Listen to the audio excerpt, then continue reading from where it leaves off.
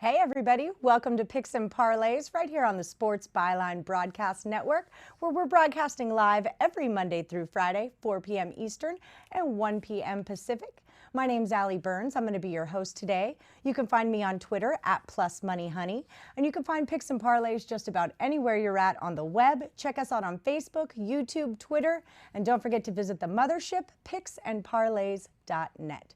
That's where we keep 35 of the world's finest handicappers. They're armed and ready with all the information that you need to make some money betting on sports. Good news, you're going to get to meet 3 of them today. I've got a ton of free picks for Tuesday, March the 10th. We're going to start off the show with a little NHL rapid fire with Chip Chirimbes himself. I've also got Tony Brown, the Triple B, here in the studio. We're going to talk some NBA action. We're going to find out about some funny bet he's got, why he's not allowed to shave. We'll wrap things up with Mr. March himself, the Lord of the Big Dance, Joe Duffy. He's going to talk some college basketball with us. Guys, I spent my entire weekend at the Mountain West tournament. It was a fantastic experience, and it was just a little taste of what's to come with some of these bigger conference tournaments that we're going to see coming up this week. So now is the time you're really going to need to buckle down and get some good information if you want to be making money through this really tumultuous time in college basketball. I would like to wish everybody a happy March the 10th. It's National Pack Your Lunch Day. Let me tell you, some of these teams and the matchups today are going to need to pack a lunch because it's going to be a long day, okay? A lot of lopsided stuff, but sometimes that's the best place to make your money. Speaking of money, got to talk about value, right? Because betting on sports has really nothing to do with picking the right team. It's all about picking the right value. So go to picksandparlays.net, check out our 35 handicappers, and when you get your cart all filled up with everything that you need, use the promo code BALLER. BALLER will save you 15% on anything that is in your cart. So grab yourself a pen, grab yourself a paper. We're going to have a really good show today, and you're going to want to take notes. Unless, of course, you're driving, don't take notes. If you're driving, don't worry. At the end of the show, I'm going to wrap everything up and let you know who to bet on. All right, we will be right back with Chip Chirimbes and the NHL Rapid Fire.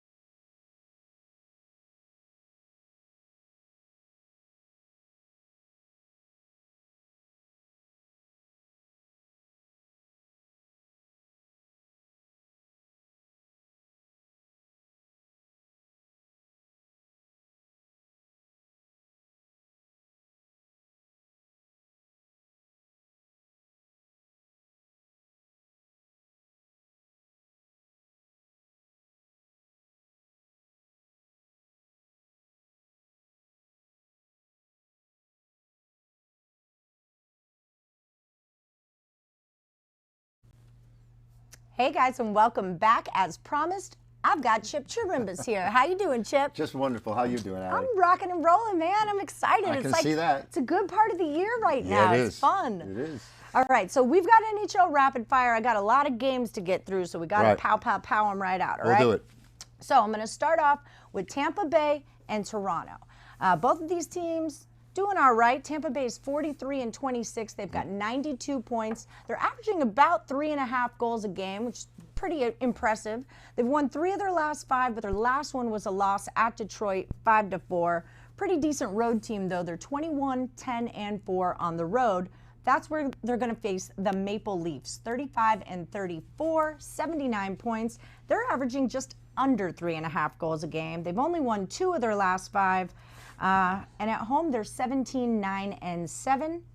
I'm showing Tampa Bay minus 115, Toronto minus 105, but I'm seeing some reverse line movement on the Maple Leafs. You know, Toronto is a pretty high-scoring team. They're 4th in the NHL. They just come off a road trip where they really had trouble putting the puck in the net, going 0 for 14 on power plays. Ooh. And but they come home where, you know, they've been fairly decent unless you're laying the puck line. 11 and 22 on the season at home on the puck line for them. And if you look at Tampa Bay, they're 6-1 at Toronto the last 6 times they've been there. Though as an underdog, the Lightning are 6-14 on the money line. But it looks like they're a small favorite here, Allie. So I think if you're gonna use all the stats, 8-2 to the over in the last 10 for the Lightning, 6-4 to the over for Toronto. Maybe that's a way to go. But in a virtual pick'em situation, I think Tampa has the edge. They play better as a favorite anyway, and they're a better team all around, and I think they have the edge here over Toronto. All right, that's a good number. $1.15 for a good team like the Lightning, not bad at all. I like your pick. Toronto's coming back home after that road trip. They're going to play 5 of the next 6 at home, and usually they like to get off to a good start, so it should be a great battle. All right, I like it. All right, another free NHL pick for Tuesday, March the 10th. We're going to do Nashville and Montreal. Nashville 34-34 with 76 points. They have won 2 in a row. I think that's because Ryan Ellis is back after breaking his foot in the Winter Classic. Coming off a win at Dallas, 1-0. They're going to face Montreal 31-39. They've got 71 points, but they have lost 2 in a row. But they have played their last 3 on the road. Coming off a loss at Florida 4-1. I'm showing them Nashville minus 115, Montreal minus 105. What do you think about this one? I'm not a big Canadian fan this season from what I've seen out of them so far. 14-24 at home using the puck line, and that's a huge disparity from their overall record, which is virtually at 500. Nashville comes in a small favorite. They're 5-2 in the last 7 at Montreal, including winning the last 4 meetings between these two. You know, the favorite between these two is 8-2 in the last 10 meetings. I hope to see Nashville remain the favorite, and I would think they were the side. But these two teams have also played 13-2-1 to the under in the last 16 meetings, no matter where they were, and they've gone under the last 8 meetings in Montreal.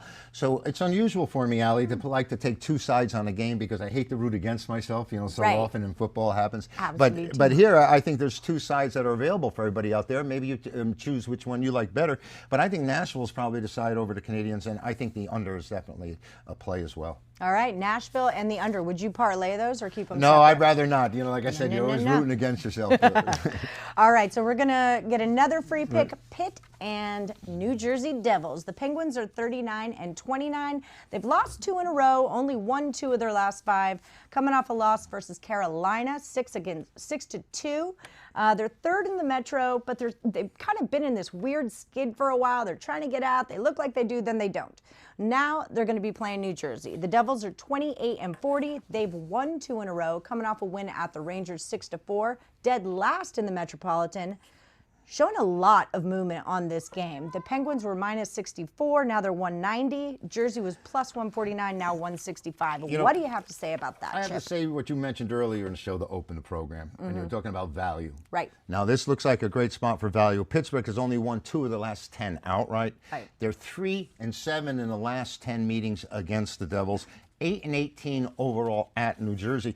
And New Jersey's no prize this year. They're in the same category as, say, the Montreal Canadiens. You know, they're just going to be chugging along. Right. But as a dog, they're 7-3. And at home, in the last 47 meetings, they've beaten Pittsburgh 32 times. So I think this is your value dog. We gave you one last week plus $1.40, and we won that one. And I think that the Devils have a shot today against the Pittsburgh Penguins. The Penguins. The Penguins. All right. Let's do another one. I'm with you. This is 2 really good teams, all right? Boston and Philly. Yep. The Bruins are 43-26. They've won 4 of their last 5, but they're coming off a loss against Tampa Bay 5-3. They are number 1 in the Atlantic, 21-10-3 on the road. They're going to play Philly. Philly's 41-27. They won all 5 of their last 5. 10 in a row to be exact. Last one was versus Buffalo, 3-1. They're 2nd in the Metro, 25-5-4 at home, and I'm showing it at Pick'em. Well, that's because you have 2 really good teams playing here, and you said Boston's leading the conference, but this should be a great one. Philadelphia having won 9 of the last 10, and Boston has lost 7 of their last 10. And They're 1-4 at Philly in the last 5 times they've been there, and Philadelphia's beaten them 4 straight times overall. This Philadelphia home ice advantage has really been great. The series has gone 8-3-1 in their last 11. I'm going to take the Flyers here. The Broadway Bullies, that's a long time ago when they were Broadway Bullies. But I can see Philadelphia rising here against Boston, but there's always been a great rivalry between these two. And I think it's going to be a tough, hard-nosed game, and I think Philadelphia's going to come to play, and that's the side I would take right here. All right, you heard the man. How Take about that? Philly. Pick 'em. All right, we're going to move for another free NHL pick, Ottawa and Anaheim. Now, both of these teams stink, all right? As my stepdad would say, they stink on ice. K-Pooch. Yeah, and it works here because they're actually on ice. All right, so Ottawa is 25-44. They've got 62 points. They have won their last 2, but they're I don't know what that says. Last one was at San Jose, 2-1, but they are a horrid road team, 7-19-6 on the road. They've got a really old goalie in Craig Anderson. He's 38.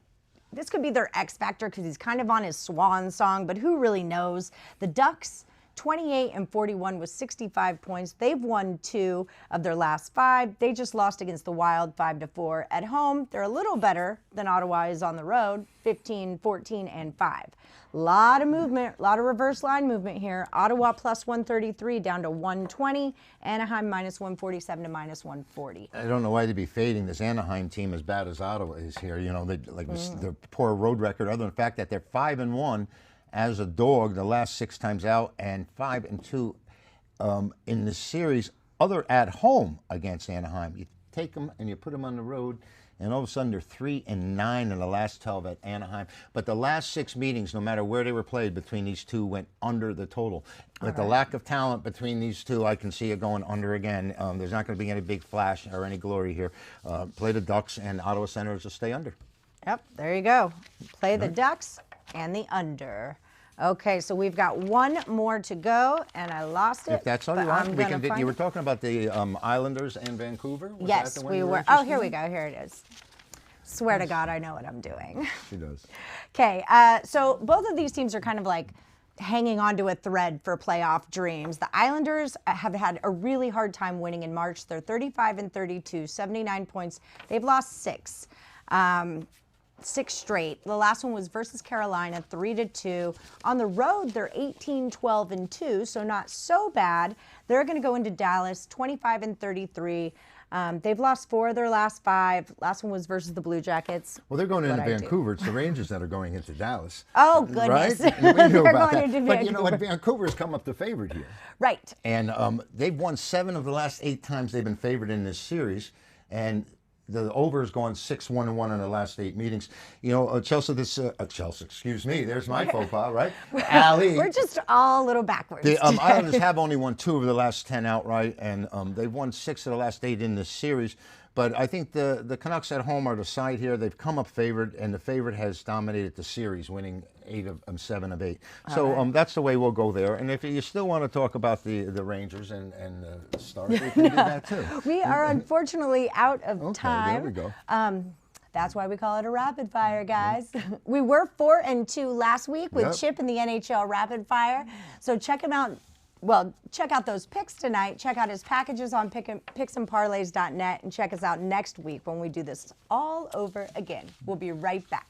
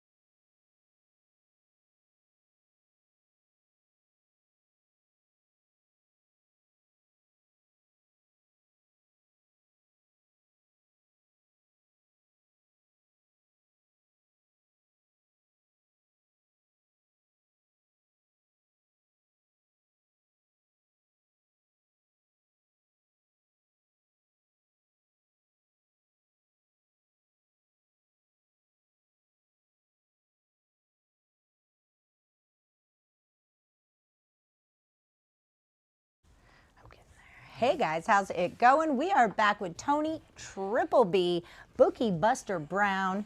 How you doing? Good. How you been? I'm kicking it, I'm doing my thing. I got some NBA picks. So do I. All right, excellent. I've got some information here. So our first game, we're going to do Boston and Indiana. Right. Boston is slumping right now. They are slumping hardcore. They've lost 4 of their last 5. Jaylen Brown's still out. Just lost against OKC 105-104. The Pacers, on the other hand, are freaking hot. So this is one of those who's hot and who's not. Right. They've won 4 of their last 5. All 5 of those were on the road.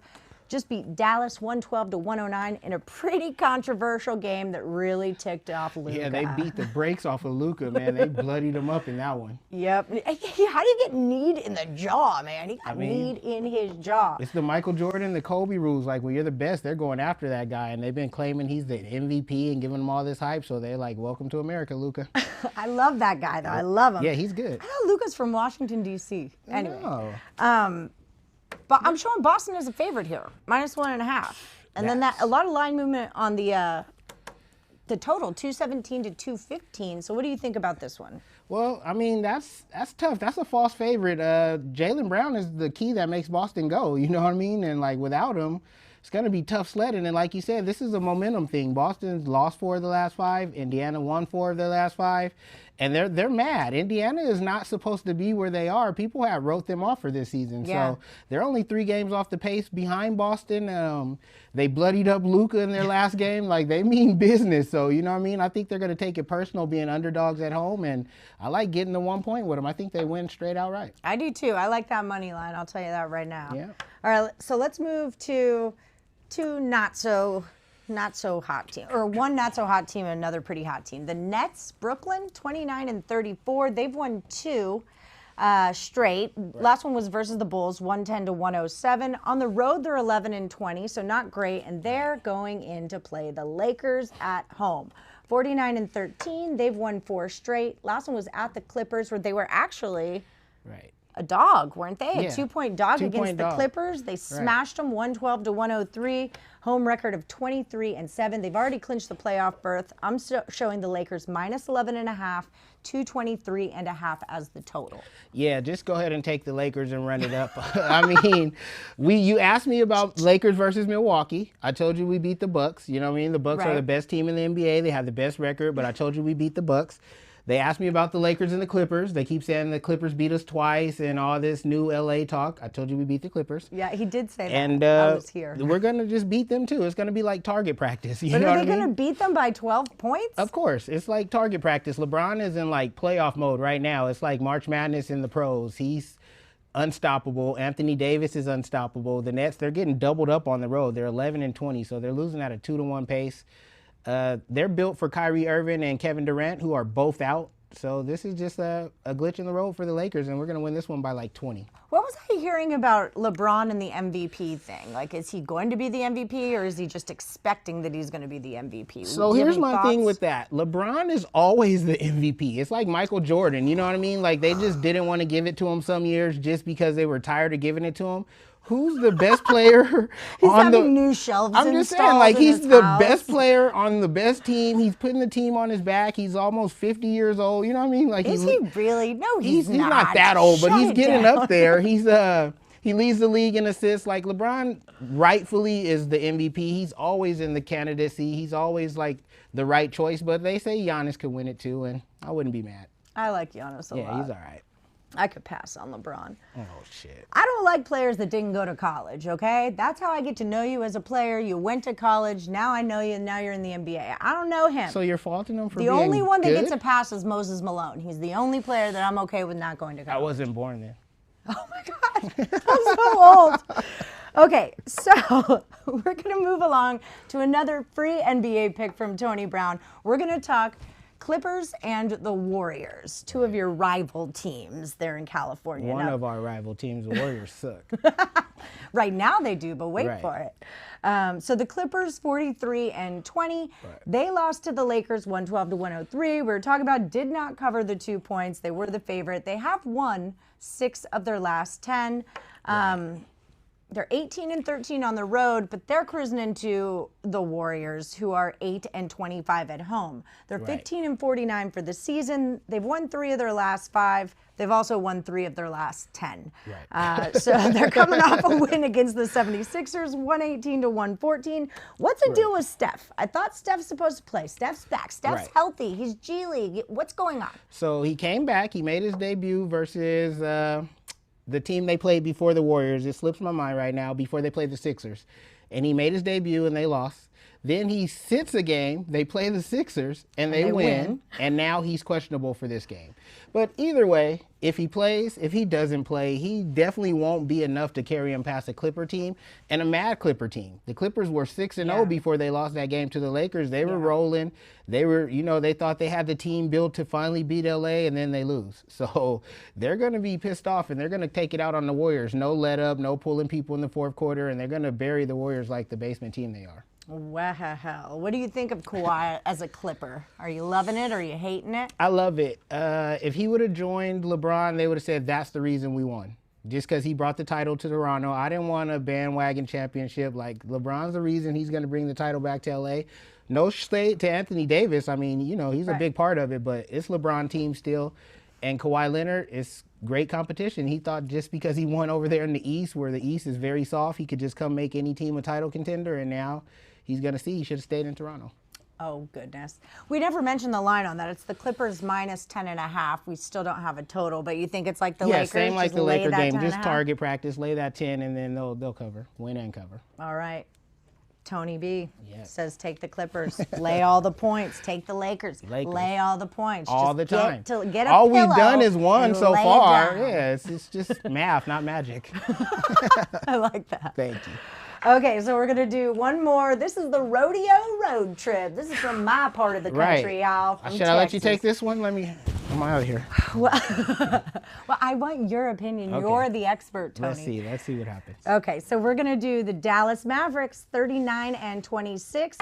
It feels like their whole lineup is day to day. Like, everyone's got something going on, and you never know who's going to play when. They're just coming off of that, like we said, controversial loss against the Pacers, 112-109. I kind of feel like you were saying the Clippers are going to be ticked off. Yeah. I feel like the Mavericks are ticked off, too. Luka waited backstage, didn't even go dress out and into his regular clothes before the camera did. He stood there in his uniform waiting so he could gripe about the referees. They're 6-4 in their last 10. They hit the road, 21-11 on the road. Now they're in San Antonio. 26-36 are the Spurs, 4-6 in their last 10. They've lost 2 straight. But they played 3 road games in a row. Last one was at Cleveland, where they lost in overtime, 132-129. We don't have a total on this yet, but I'm showing Dallas as a 3.5-point favorite in San Antonio. Okay. What do you think about this? So this is a weird game right here, right? Mm-hmm. I mean, San Antonio's struggling. Dallas is the easy win on paper. But like how you don't like the kids that didn't go to college, I don't like the European players. And that's no shade to Europe, or it's not like a race thing or nothing like that. It's just that it's a different brand of basketball. Right. And that's why Luka's crying so much. He's soft. Like, they hit Kobe all the time. They hit Jordan. Remember when they were doing the hack of Shaq? Shaq was like, if they hit me again, I'm going to break someone's arm. Right. Like, quit crying. You know what I mean? Like, I stood there in my uniform. I waited to cry. Like, shut up. So I think that they're in his head. You know what I mean? And I think that this is going to have a carryover.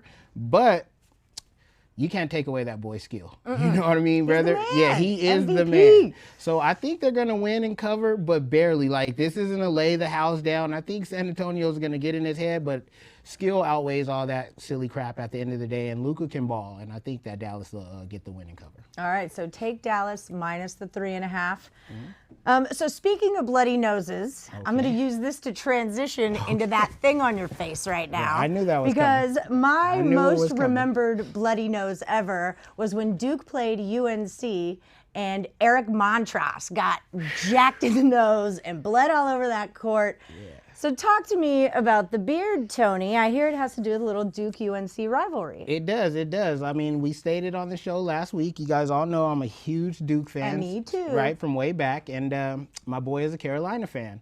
So we were going to see who went the furthest in the tournament, and we both had to no shave, no hair, no beard, no nothing. We were going to rock it out until the other teams lost, and then the other player had to rock it out through the entire tournament. So, You know. Sounds itchy. But, right, here's the catch. We just beat Carolina yesterday by 13. And I think this dude should concede to me. Like, Carolina's horrible. They might not even make the tournament. You know what I mean? Duke won. And I'm picks and parlays, they didn't bring me here just for my picks. Like, I'm the face of this show. They brought me here for the women's demographic. I'm the face of this show. Really? Oh, they tricked me. I'm out of here again. No, I'm kidding. So, no, that's the bet. We can't shave until either Duke goes out or Carolina goes out. But if Carolina doesn't make it, I'll be back to my sexy self again. I was going to say, what if Carolina never goes in? Right. I don't think they're going in. Nah, they're suck. Yeah, the ACC has 4 nationally ranked teams in them. It's going to be tough. They're going to have to win Carolina's the ACC dead tournament. last. Yeah, they're going to have to win the last. ACC tournament for that automatic bid, and, you know. That's not going to happen, y'all. You never say never in sports betting, but Tar Heels. I think I can shave soon. All right, we got like 30 seconds left. Tell them what's going on your site, on picksandparlays.net. As always, you can come to the site and get all my picks and plays and packages from daily plays to weekly to the monthly stuff. And right now, you got my March Madness special coming up where we can get all my plays for the March Madness tournament, including the championship pick for one low price. Just check out my handicapping page or the subscription tab at the site. All right, that's fantastic. All right, Mr. Brown, it was a pleasure as always. Cool. I mean, you guys got to turn the lights down. I'm sweating. You are a little sweaty here. We need like the headband right, going on in here. Man, put me under pressure this show. It's because you're sitting next to me. Clearly, I'm hot and I he's can't not. never hide anything from you. All right, guys, we're going to be right back with the Lord of the Big Dance, Mr. Joe Duffy himself. Sit tight, and we'll catch you in a minute.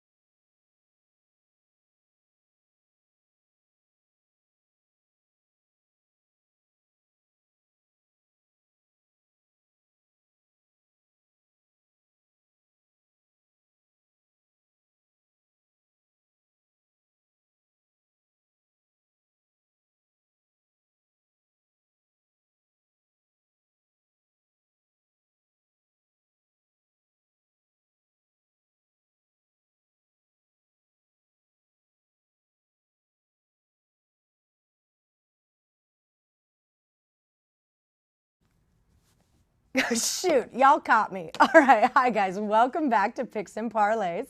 It's our last segment, but it's my favorite one. We're gonna do some free college basketball picks with Mr. March himself. Mr. March, paging Mr. March. Joe Duffy, are you there?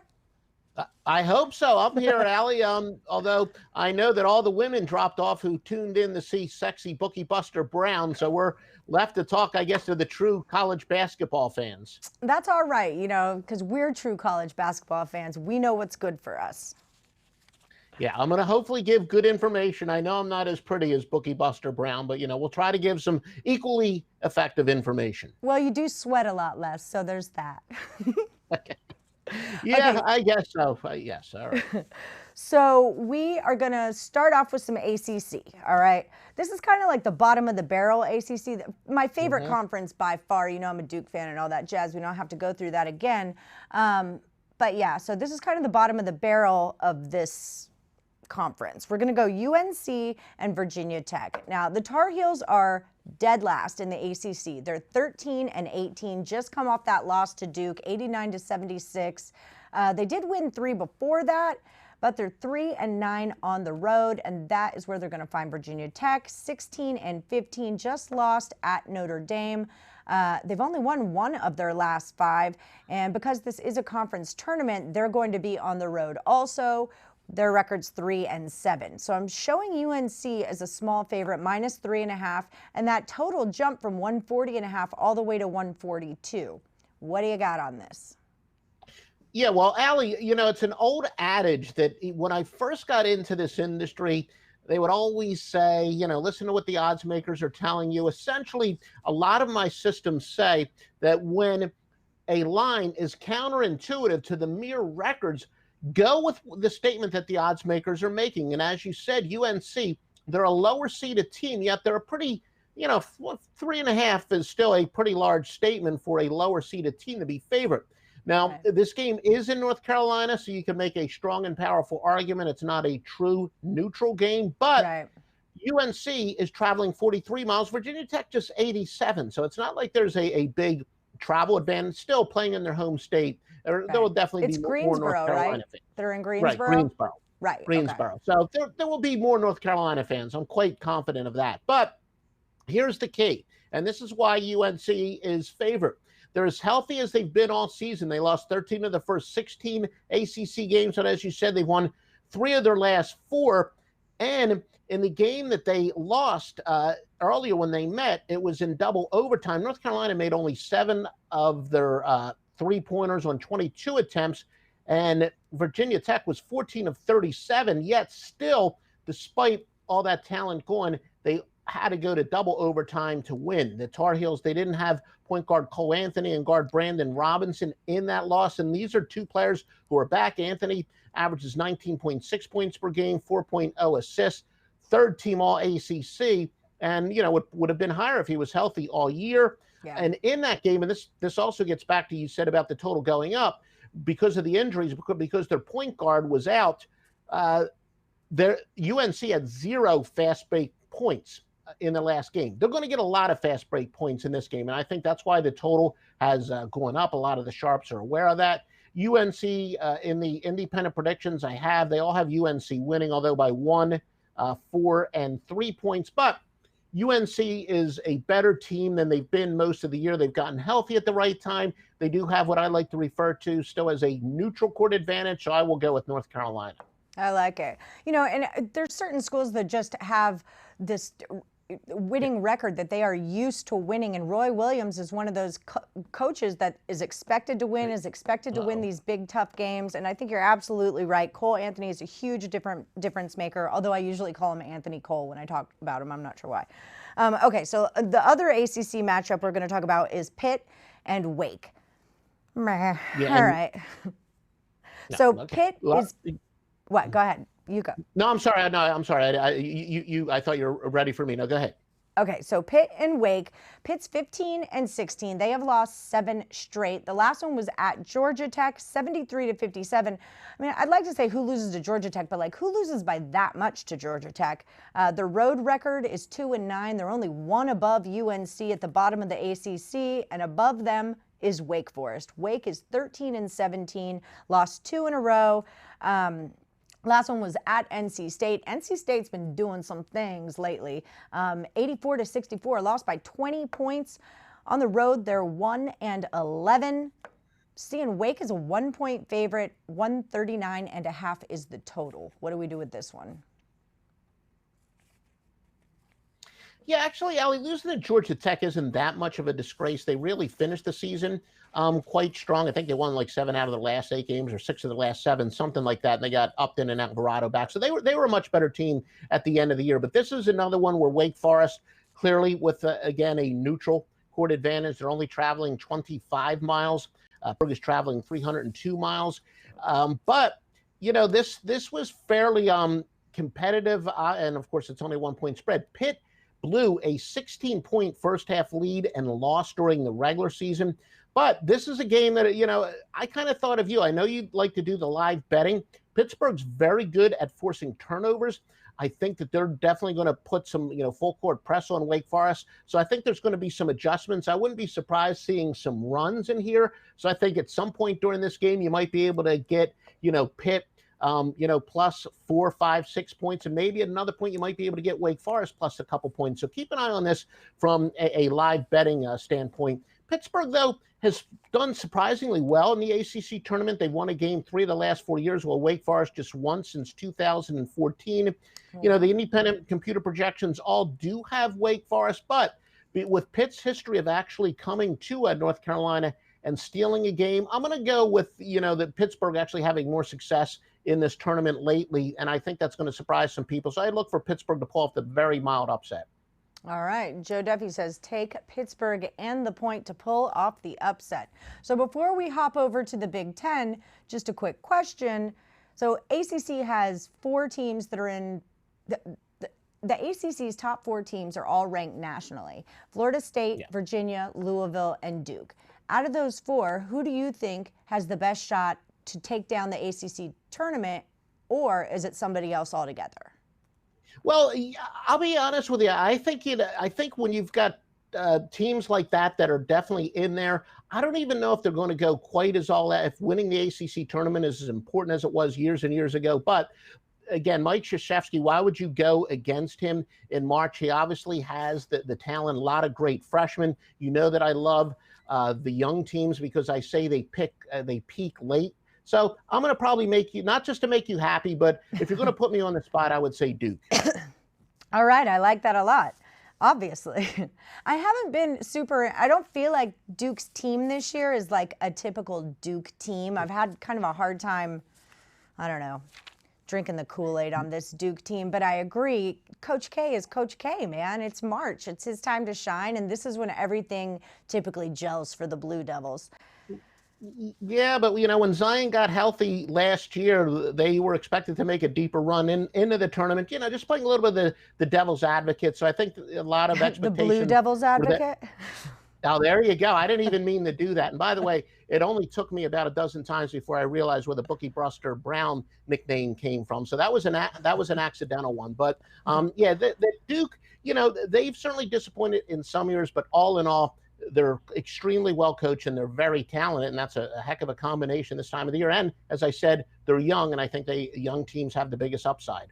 Yeah, it's hard to compare this year with because last year was just stacked with superstars with Zion and RJ and Cam and yeah, this one we got Vernon Carey Jr. He's there. Yeah, and Trey. Yeah, and obviously Zion being in and out of the lineup last year, it hurt a little bit with the chemistry, but yeah, they were much more talented last year, but I would never count out your Blue Devils. But, look, North Carolina is a team that I do think could certainly upset some teams. I mean, they're going to have to run the table. No, I'm just kidding. That's true. You have to be a North Carolina hater if you love Duke, but they're getting at least healthy at the right time, but they obviously clearly would have to win the tournament. I think, as Wake Forest is probably before your time, but I remember Wake Forest with Randolph Childress. I believe he wound up carrying them as a very low seed to the ACC title at one time. And that's what's going to have to happen to North Carolina. But as far as whether they're good enough to actually win the tournament, clearly, no, they would have to make a Cinderella run. All right. I think my last Wake team I remember was my first Wake team I remember was Tim Duncan. Okay. Yeah, and Randolph Childress was before your time, and I guess his son is on them right now. If I'm not mistaken, yes, his son plays for I'm like, Wake I know that name though. I know that name, but not from many years ago. Okay, so let's divert. I like Florida State, by the way, and I have a future on them, like 18-1. I've had it all season. That's who I like. So let's move to the Big Leonard Ten. Hamilton never gets appreciated. Yeah. Yeah, that's very true. Okay, so we're going to move into the Big Ten. Their games don't start, I think, until Wednesday, but let's do a little sneak preview, okay? Can we do that? Yeah, we're gonna go, let's do it. Let's do it. We're going to do Nebraska and Indiana. Now, we've talked a lot about Nebraska on this show. They're 7-24. They're very last in the Big Ten. They've lost 16 games in a row, 0-12 on the road. I mean, it's like the last game they played was against Minnesota. They lost by 32 points. Like, there's just not a lot of good things that you can say about Nebraska, except like maybe they look cool in their uniforms. I don't know. And they're going to play Indiana. The Hoosiers are 19-12. They just lost to number 1 in the Big Ten, Wisconsin, 60-56. Close game there at Wisconsin, for that matter. Indy has not been the greatest of home teams, so that's important. They've won 2 of their last 5. And they're kind of at home here because this game's in Indianapolis. 15-4 at home. I'm showing Indiana -12, and after the Nebraska beatdown, it doesn't seem like that's impossible. The line's at 143, or the total's at 143.5. What are your thoughts? Yeah, No, as you said, Nebraska has been atrocious at this point.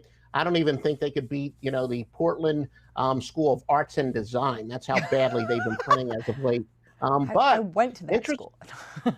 Oh, okay. I didn't even know that. Well, I have a feeling that you guys could beat them outright, and I don't even know if you've got a basketball team, but you'd probably be an underdog. I would have you projected as a 7.5-point underdog still, but teams that have lost 16 in a row, and this is somewhat opposite of, I always talk about counterintuitive betting, and a lot of it says to bet on ice cold and bad teams, but not in this case. Teams that have lost at least 16 in a row and not playing on their opponent's home court are 49-32 fade, and if the streak is only 14, an 87-62 fade. So that would say to lay the big number on Nebraska. But on the other hand, neutral court teams playing in losing streaks of 9 or more, and if they're not laying points, are a decent play at 27-20. So that would favor Nebraska. However, even this pro-Nebraska angle is only 2-7 the last 10 years. Big, again, another neutral court advantage. This game is in Indianapolis. Indiana is going to be traveling 46 miles. Nebraska, 558. That being said, Nebraska was a little bit fairly competitive in the regular season meetings. They lost in overtime. They only lost by 8, but still. And, when you have a team that has to make a deep run, and they're going to be playing, 4 straight days if they make a deep run, you figure maybe they would rest their starters if they get a big enough lead. Still, Nebraska is just that bad. I'm going to have to go with the Hoosiers, more or less playing a home game. Yeah. All right. So there you have it. The Lord of the Big Dance says, take the Hoosiers, lay all the points. Don't try to do anything fancy. Nebraska stinks. All right, and if I may, I don't know. All right, I don't know if we have enough time to keep your eye on Deshaun Burke and Cam Mack. They're both questionable because of suspension, so that's going to affect the line as their status gets updated for Nebraska.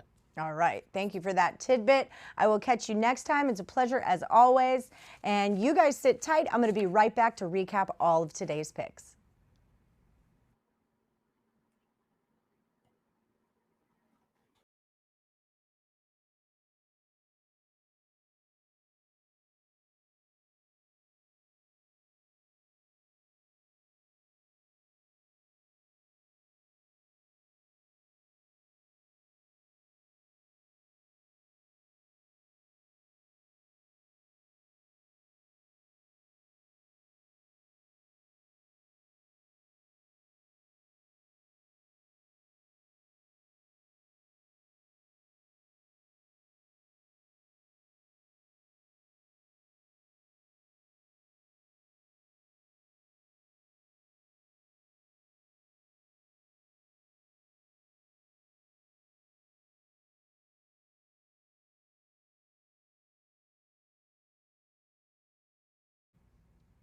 Hey guys, welcome back. Thank you for joining us, sticking around. We had a really awesome show today. You got to meet 2 of our handicappers live, and the Lord of the Big Dance, of course, Joe Duffy.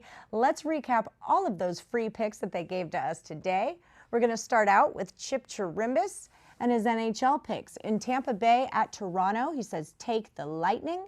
Nashville at Montreal, take it under 5.5 goals. Pittsburgh at the New Jersey Devils, take New Jersey plus 185. There's quite a bit of value in that money line for you. Boston at Philadelphia, take the Flyers minus 115 in that pick'em game. Ottawa at Anaheim, take it under 6 goals. The Islanders at Vancouver, take Vancouver minus 125. And the New York Rangers at Dallas, take Dallas minus 165. Next, we have Tony Triple B Brown with his NBA picks. Celtics at Pacers, take Indiana plus 1.5. Mavericks at the Spurs, laid the 3.5 points with the Mavericks. Clippers at Warriors, have to grab a pillow and lay 10.5 points with the Clippers. Grab another one and lay 11.5 points with the Lakers against the Nets. Finally, we finished it up with Joe Duffy and his college basketball picks. In UNC Virginia Tech, he says take UNC. Pitt versus Wake Forest, take Pitt plus 1 point. And in Nebraska at Indiana, You got to stay on Indiana. Don't pay attention to all those points with Nebraska. All right, guys, it was a great show. As always, thanks for joining us. Don't forget to check us out at picksandparlays.net, on our YouTube channel, Facebook, Twitter, just about anywhere you are. And don't forget to check me out. I'm Allie Burns. You can find me at +moneyhoney on Twitter. We'll catch you tomorrow, same time, same channel, right here on the Sports Byline broadcast, every Monday through Friday, 4 p.m. Eastern, 1 p.m. Pacific. We're Picks and Parlays. Bet, win, repeat.